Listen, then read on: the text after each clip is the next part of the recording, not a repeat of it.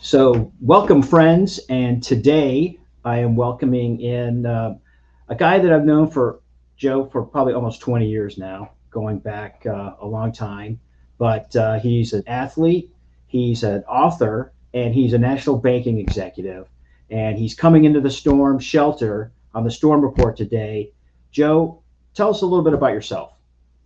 Well, as you say, I've had a diverse background from that Yeah. standpoint. I've dipped my toes in a lot of different things, but growing up in Miami, Florida, and raised in a mother working, father working home in Miami, and with two other sisters that were just as good as athletes as I was, and uh, graduated from Florida State in 1984. I played a little football there from 80 to 84. Right before that, after I graduated from high school in 1979 from Pace High School, I was a 16-year-old senior on the football team. And so I had a great season. I was all state, but I didn't understand why nobody would recruit me. Yeah. And as I look back, I wouldn't have recruited myself because I was 16 years old at 170 pounds and I didn't look very good. But went to Fort Union Military Academy prior to going to Florida State and to try to catch up. Had a pretty tumultuous career at Florida State until my senior year. And then I had to find a way to get on the field, and we blocked a whole bunch of punts back in the day. Yeah. And it led me to a great profession of coaching.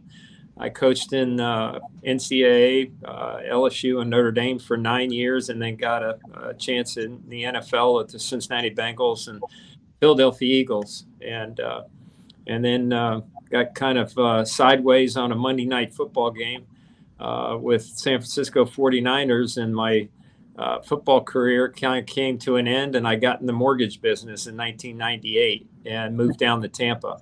And so I was there with Home Bank Mortgage Corporation at the end of that stint in 2007.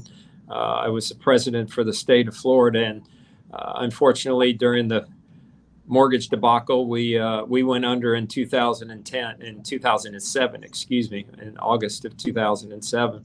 And then I came over here to Raymond James in 2010, and I'm the national sales manager here. So I've been here for 14 years and going to close out my career here from that standpoint on a business side.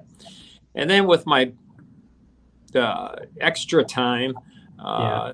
that with all the golf that I have played, I had a unique situation that happened with my roommate in college, and it led to a book that I was able to write, and that is White Fang and the Golden Bear, which is a father-son journey through life. It culminates at Augusta, but the basis of it is that I had a putter of Jack Nicklaus's for close to 25 years, and he had won the 1967 U.S. Open at Baltusrol with that putter, and I had it in my shelf in a garage for many, many years. It's a great story, and anyone listening, the book is great too. I've been reading it, and it's just funny how these circumstances come together, right? You go to FSU, you're playing football, and your roommate is Jack Nicklaus's son, and who would have thought, right? With and it's interesting because there is a tie there with him because his grandson played tight end at Florida State, Nick Lowry. He Which he sure did. Yep, Yeah, Nick was very good tight end there at Florida State from yeah, that standpoint. And he's back there coaching, from what I hear. He's one of the graduate assistants helping out help the tight ends, I think, or the wide receivers. yeah, I heard that too. Um, but yeah, it's great. He won a national title. That's awesome. One of the things I always like to ask people when we talk is, what was the biggest storm in your life, and how did you overcome it? Um, I'll be honest with you, Chip. I've had so many major storms in my life. It's hard to pull out. That's why I wrote part of the book Yeah, from that standpoint. But they're at different stages of my life. The storms, um, they come. They're going to come. We weren't promised when we got put on this earth that everything was going to be, milk and honey and smelling the roses all the time. But I had a lot of early tragedies in my life. I lost a best friend in high school. I got fired my junior year after the first game playing at Florida State. I was a 15 free safety my senior year and became, quote unquote, to some. They didn't have a full All-American special teams, but a lot of the papers and media people were giving me kudos that I'd be an All-American special teams football player from that standpoint after my senior year. And, then I get into coaching and I lost a child at Notre Dame. And then in my in my business world, the company went under and put me in a really, really tough financial situation from that standpoint.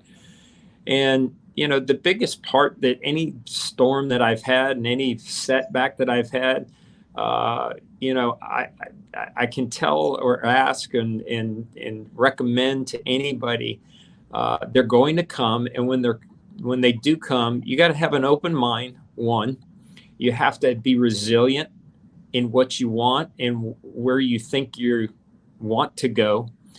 But you have to have that open mind, because sometimes one door closes and another huge door or four doors open up, but you don't see that right away. And in hindsight, as I look back, a lot of people ask me, well, why'd you get out of coaching? Well, I got out of coaching because I had an opportunity and it fit my life and my family and my kids at that point in time in my life. And, sometimes, we're made to stay at one job in one industry. And there's other times that, hey, things, come about. And if you're open to it, you become more rounded. I think I can look back and say, I've had an unbelievable distinguished background that I played, I coached, I got in the business world, I got thrown out of the business world, got back into the other side of the banking world. And it's just been a great platform to meet a lot of great people. And I, use my background every day. I travel the country. I have 13 salespeople that report to me, and they're not, as a day goes by that people don't, wow, that's weird. You coached football? That's pretty cool. And as I look at it, I said, it's not that cool. It's a job like any other job. But yeah. I kept that persistence and that perseverance, but I was also open-minded to other things at the time. And my father and I used to talk about this, single-minded, focused people. They're the Bill Gates of the world and the Elon Musks of the world. I like that. And I was very single-focused as I'm in it. But I think a better way is to be rounded. Yeah. You may give up some things, but I think when you're rounded, then you have a better quality of life. And you're not sitting on the precipice of the mountain every time, and of every day and every week, every month, every year. And if you do get thrown off the mountain, you brush yourself off and you go find another mountain to climb. Yeah, that's great, because I look at things and I think everyone's had a storm in their life, right? And it's really like, how do you respond to that, and how do you learn from that? And going forward. And I like to, I've done a lot of things in my years, and I have a daughter, and I try to impart some of the knowledge that I've gained over the years. A lot of it is by making mistakes. I always tell people, like, hey, everyone makes a mistake, but if you do it more than a couple of times, then you're not learning from your mistakes. And right. We were talking earlier, and we talked about your book, and you had mentioned, and something that really kind of stuck with me was that you said you were looking for your hero and you found him right under your nose, and that was your dad.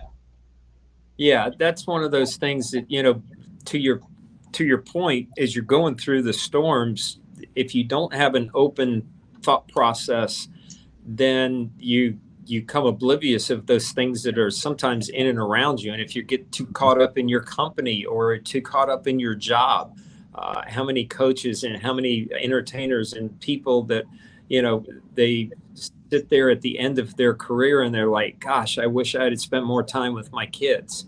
And, that's where it goes. But,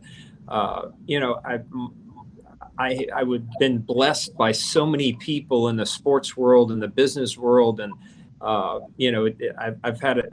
I feel like I've lived a charmed life because I've met so many people and famous people. But I and you don't think I never did of searching for my hero. I had some different people that influenced my life coming up. Tim Foley was one of them with the Miami Dolphins. Don Shula and Bill Arnsparger was another one. Yeah. But your dad's sitting right there in front of you, and he goes into the war in 1943. He was 17 years old, and he tells his mother that he's going in the war. And I could just picture my German grandmother standing there. She says, sure, go right ahead. I got 9 more of you. And he was the oldest of 10.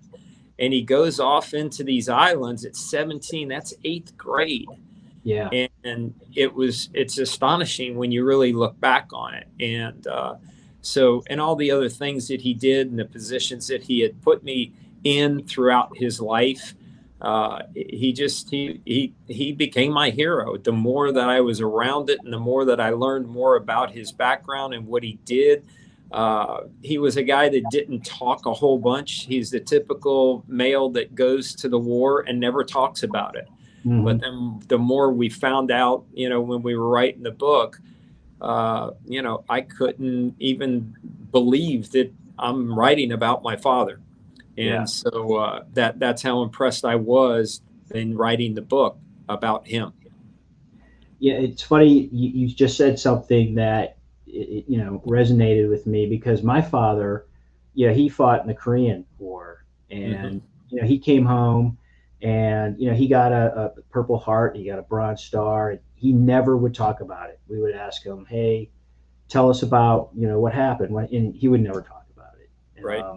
Just one of those things. I guess you see so much bad things and you experience so much, I don't even know how to explain it, but it can't be a great environment, especially when you're young like that. And you think about what, especially in World War II, like your dad asking, a 16, 17-year-old, hey, go fight in a war and you may or may not come back. It's crazy. But it really is. And especially nowadays, it's kids you wouldn't even think of it. We're all helicopter parents. You wouldn't even let your kid do that. Yeah. But one of the things that he said, and I put it in the book, and it meant a lot, and it meant a lot to him. And because they all feel this way and they come back and they're like, no, I'm not a hero. Don't even put me in that caliber of it. The heroes are the ones that didn't come home. Right.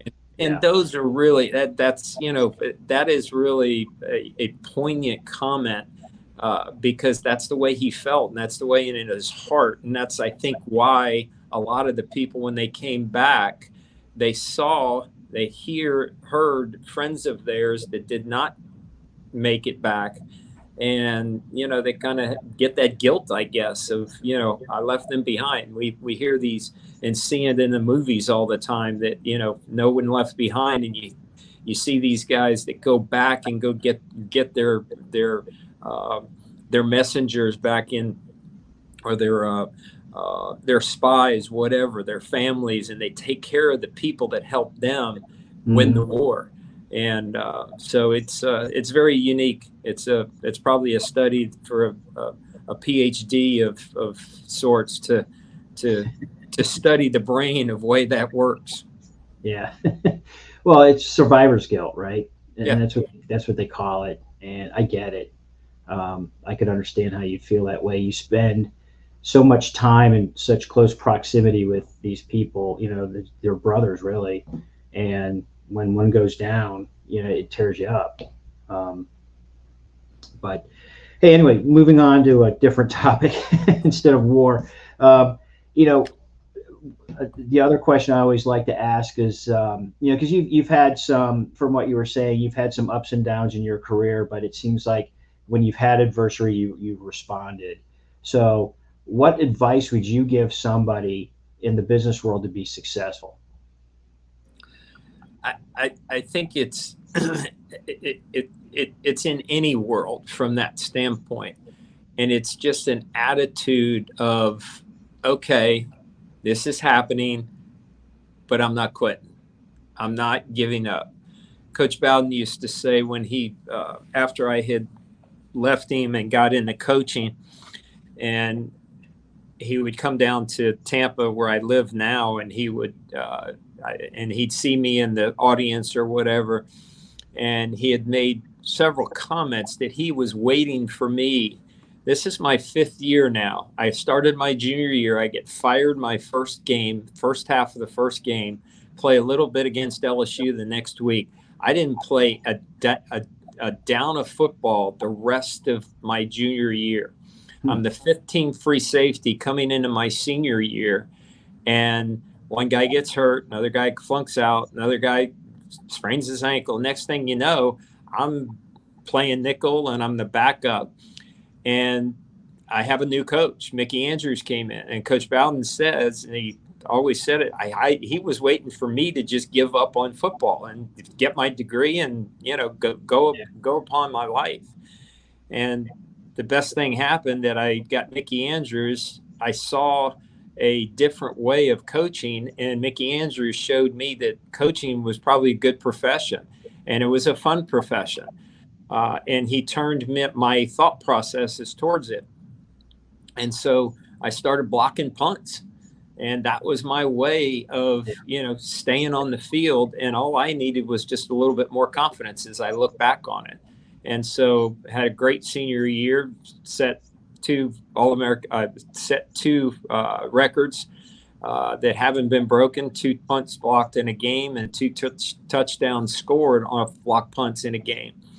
And so it was just finding a way of keeping moving. So when you go through it, you you just don't give up. You find a way to make it happen. And if you can't make it happen, like I did in coaching, you're open to those other things that in life you don't think that you might do. Mm-hmm. But guess what? You get the opportunity to do it, and you're thankful for it down the road, 15, 20 years later. I'm totally thankful that I got out of football. Yeah, there's sometimes I think, well, what could I have done when your friends are getting the head coaching jobs now? But I have such a better life with my kids. I've watched them grown up. I've coached them in Little League, and I wouldn't have been able to do that if I was still in the NFL or even college football. So. Yeah. It's interesting. I know a lot of, I never was a coach, so I'm not going to say I know that, but I do know a number of people that have been in the coaching profession, and they say a very similar thing. It's like, if they would have stuck with that, with that profession, they would have never seen their kids grow up, or right. They would have had that same, kind of like the career military where they're moving from city to city and they can't really get any consistency in the home life. But, right. And don't get me wrong, it's not just there. I've seen it in business. I've seen it in executives that poured into the work. They're working from 8 in the morning till 8, 9, 10 o'clock. They're bypassing their kids' games. The good news about it is you have control over that. There's a lot of the storms that you don't have control over, but you do have control over the outcomes after the storm clears and things settle. Now it's up to you to make those decisions and make those opportunities become reality. It's funny that you say that, and I've heard this before, and it's worth saying here today. But no one at the end of their life says, "You know what? I wish I would have worked more." It's always like, "I wish I would have spent more time with my kids. I wish I spent more time with my wife, my family." Yep. So, anyway, I'll tell you a quick story about that. Sure. When Coach Bowden passed away, I went up and he was lying in state there in the stadium there in the inside, and I got up there late, so it was towards the end of it was shutting down, and Terry Bowden was really the only I think he's like the middle son, and he was standing there, and Coach Bowden used to always say, what's your life? I'm not going to be able to take all these trophies and these rings to heaven with me. They're not going to be in the casket with me. And so, as I was sitting there and reflecting on him and his relationship to me, he had his hands crossed, and it was an open casket, and he had his national championship ring on. And I turned to Terry and I said, "Hey, wait a minute. He said he couldn't bring in any of those things to heaven with him. He's got that ring. You got to take that ring off." So he started laughing. We had a big kick on it. That's funny. That's great. Now, I'm sure you've got a million stories about Coach Bowden, but yeah, it'd be a long podcast. It would be. It would be a long. Yeah, it'd be a long. It'd be a fun afternoon too. But it would be. Sure would be. Well, Joe, hey, I appreciate the time you spent. I really, like I said earlier, I'm enjoying the book. I haven't finished it yet, but it's great. It's a great read, and it's been great, knowing you over the years. We met when you were at Home Bank. We worked at the same building. Yep. Anyway, well, thanks a lot, and have a great day. Thank you very much. I appreciate it, and congratulations on your successes too. All right. Thank you. Thanks.